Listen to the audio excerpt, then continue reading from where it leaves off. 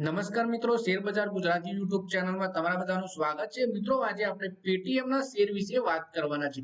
તો જ્યારથી આરબીઆઈ આ શેર ઉપર રોક લગાવી છે ત્યારથી લઈને અત્યાર સુધીમાં આ શેરમાં 36 થી 40% સુધીની વેચાણ જોવા મળ્યું છે અને આ શેરમાં lower circuit to lower circuit લાગી રહી છે। તો એક્સપર્ટ આ શેરમાં હવે આગળ શું કરવું એના વિશે શું જણાવી રહ્યા છે એના વિશે વાત કરીએ અને જે રોકાણકારોના નાણાં આ શેરમાં ફસાયેલા છે એમને પણ આગળ શું કરવું એના વિશે આપણે વાત કરીએ। સૌથી પહેલા મિત્રો વાત કરીએ, ગુરુવાર બાદ શુક્રવારે પણ પેટીએમ ના શેરોમાં લોઅર સર્કિટ લાગી ગઈ છે।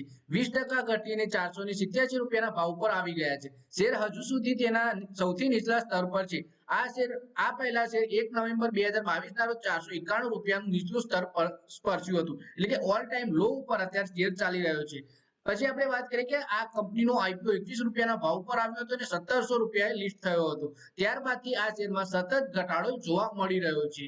પેટીએમ ના શેરોમાં આગળ શું કરવું એના વિશે વાત કરીએ તો સર્વેન્દ્ર શ્રીવાસ્તવે સીએનબીસી આવાજના શો પર તેમના એક રોકાણકારે પૂછ્યું કે તેમને આઈપીઓ માં શેર મળ્યા છે તો હવે શું કરવું। તો જાણકારી અનુસાર પેટીએમ ના શેર પર આપેલી ખબર બહુ મોટી હોવાના કારણે શેરમાં સતત ઘટાડો આવી રહ્યો છે। 2 દિવસથી લોઅર સર્કિટ પર છે, એવામાં ચાર્ટ્સ પર અંદાજો લગાવવો બહુ મુશ્કેલ છે। રોકાણકારોને સલાહ આપવામાં આવે છે કે આ પૂરા મામલે સેટલ ડાઉન થવા દેવું જોઈએ, એટલે કે આ મામલાને થોડો શાંત પડવા દેવું જોઈએ, ત્યારબાદ જ કોઈ નિર્ણય લઈ શકાય। ઉતાવળમાં શેર વેચીને નીકળી જવાનો ઉતાવળિયો નિર્ણય પણ ના લઈ શકાય, કારણ કે શેર લોઅર સર્કિટ પર છે તો શેર તો વેચી શકાવાના નથી। હવે આગળ શું કરવું એના વિશે વાત કરીએ તો ઇન્વિઝન કેપિટલના નિલેશ શાહે કહ્યું કે પેટીએમ હવે તળિયા વગરના ખાડા અને નો ગો ઝોન જેવું લાગે છે। આવી સ્થિતિમાં રોકાણકારોનો વિશ્વાસને પાછો મેળવવામાં સમય લાગી શકે છે।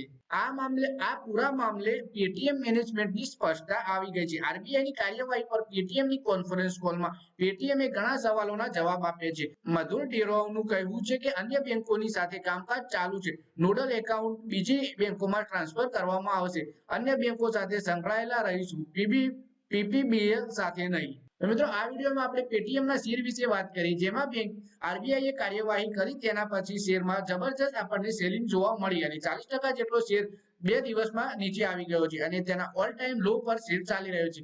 એક્સપર્ટે આ શેરમાં જણાવ્યું છે કે જ્યાં સુધી મામલો થાળે ના પડે ત્યાં સુધી રોકાણકારોએ શાંતિ રાખવી જોઈએ અને ઉતાવળમાં કોઈ કદમ ઉઠાવવો ના જોઈએ અને લોઅર સર્કિટ લાગે છે તો રોકાણકાર આ શેરમાં વેચાણ પણ નહીં કરી શકે। તો મિત્રો, આ વિડીયોમાં બસ આટલું જ। હવે મળીએ આવનારા વિડીયોમાં, ત્યાં સુધી વિડીયોમાં લાઈક કરો, કોમેન્ટ કરો, વિડીયો પોતાના મિત્રો સાથે ફેસબુક, ઇન્સ્ટાગ્રામ, વોટ્સએપ એ બધી જગ્યાએ શેર કરો અને શેર બજારની આવી જ માહિતી ગુજરાતીમાં જોવા માટે તમે ચેનલને સબસ્ક્રાઇબ કરીને ઘંટડી પર દબાવી દેજો।